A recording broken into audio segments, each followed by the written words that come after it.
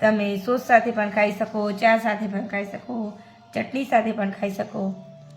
અને આ રીતે હું તમને તોડીને પણ બતાવું। આ રીતે એકદમ નરમ ને પોચા બને છે। આ રીતે તમે ઘરે પણ એકવાર ટ્રાય કરી જોજો અને કમેન્ટ કરીને જણાવજો કેવા બન્યા।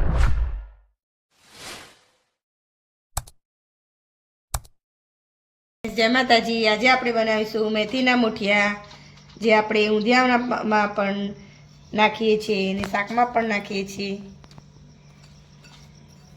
અને આમ જ નાસ્તામાં પણ ખાઈ શકો। હવે આપણે એમાં આદુ લીલા મરચાંની પેસ્ટ એડ કરીશું। 1 ચમચી જેવા તલ એડ કરીશું અને 1 ચમચી લીંબુનો રસ એડ કરીશું અને 1 ચમચી બુરું ખાંડ એડ કરીશું। તમે આખી પણ એડ કરી શકો। અડધી ચમચી લાલ મરચું પાવડર એડ કરીશું, અડધી ચમચી ધાણા જીરું, અડધી ચમચી હળદર પાવડર ને અડધી ચમચી ગરમ મસાલો અને સ્વાદ જેટલું મીઠું એડ કરીશું। આ બધું આપણે મિક્સ કરી લઈશું।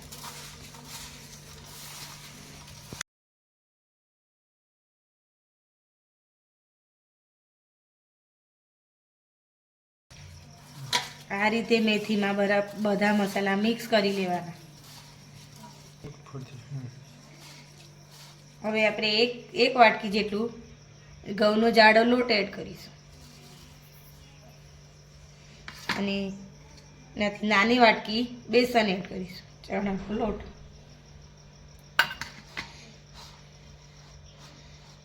હવે આપણે એમાં મોયણ એડ કરીશું।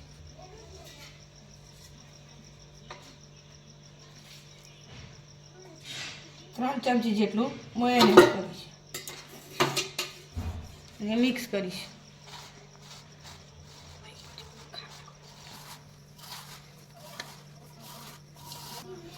આ રીતે મેથીને અને લોટને બધું મિક્સ કરી લઈશું।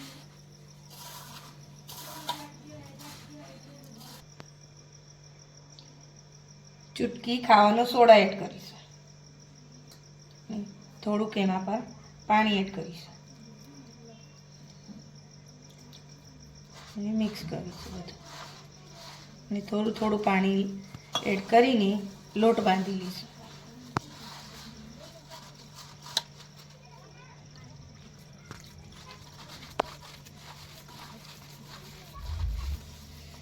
આ રીતે થોડું થોડું પાણી એડ કરીને લોટ બાંધી લેવાનો।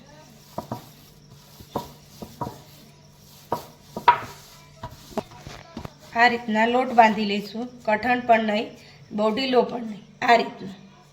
હવે આપણે એમાં થોડુંક તેલ એડ કરીને 5 મિનિટ જેવો રહેવા દઈશું।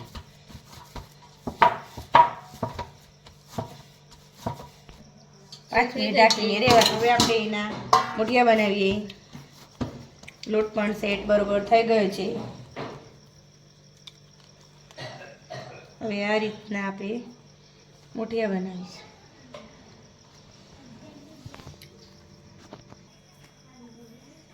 આ રીતે હું બધા જ મુઠિયા બનાવી લઉં। આ રીતે મેં બધા જ બનાવી લીધા છે।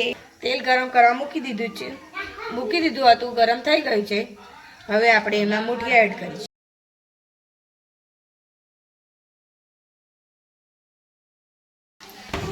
તેલ બરોબર ગરમ નથી કરવાનું, મીડિયમ ટુ હાઈ ગરમ રાખીને તળવાના છે ને આ રીતે ચમચીના મદદથી બંને બાજુથી ફેરવીને તળવાના।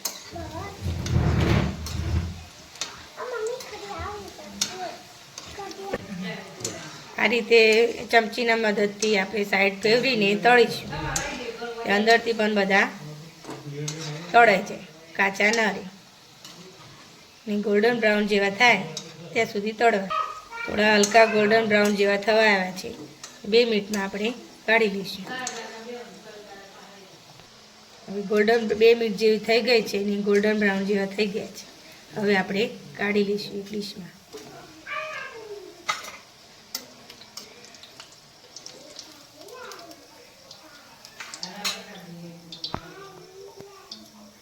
આપણે એક ડીશમાં કાઢી લઈશું ને આ રીતે જ હું બધા જ મુઠિયા તળી લઉં. બધા જ મુઠિયા આ રીતે બનાવી દીધા છે. તમે સોસ સાથે પણ ખાઈ શકો, ચા સાથે પણ ખાઈ શકો, ચટણી સાથે પણ ખાઈ શકો. અને આ રીતે હું તમને તોડીને પણ બતાવું. આ રીતે એકદમ નરમ ને પોચા બને છે. આ રીતે તમે ઘરે પણ એકવાર ટ્રાય કરી જોજો અને કમેન્ટ કરીને જણાવજો કેવા બન્યા. અને મારો વિડીયો તમને ગમે હોય તો લાઈક, શેર અને સબસ્ક્રાઈબ જરૂરથી કરજો. મળીશું હવે એક નવી રેસીપી સાથે, બીજી નવી રેસીપી સાથે. Thank you.